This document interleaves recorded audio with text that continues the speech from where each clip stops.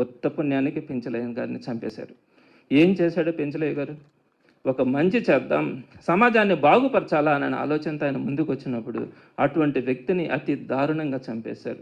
అక్కడికి వచ్చినటువంటి వాళ్ళలో చాలా మందికి అక్కడ ఒక హత్య జరుగుతుందని కూడా తెలియదు. కేవలం వాళ్ళకి ఒక 300 రూపాయల గంజాయి ప్యాకెట్లు ఇచ్చి అక్కడికి తీసుకొని వస్తే ఆ హత్య జరిగిన తర్వాత మాత్రమే వాళ్ళ హత్య దగ్గరికి వచ్చినామని తెలిసినటువంటి పరిస్థితుల్లో కూడా మనము గమనించాం, తెలుసుకున్నాం ఈ విషయాన్ని కూడా.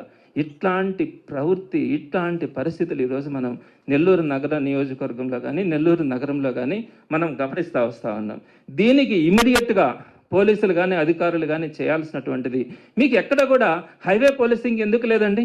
ఎందుకు జరగట్లా? దాని మీద రివ్యూస్ ఎందుకు జరగట్లా? పనికి మాలినటువంటి రివ్యూస్ పెట్టుకుంటా ఉన్నారు చాలా మంది.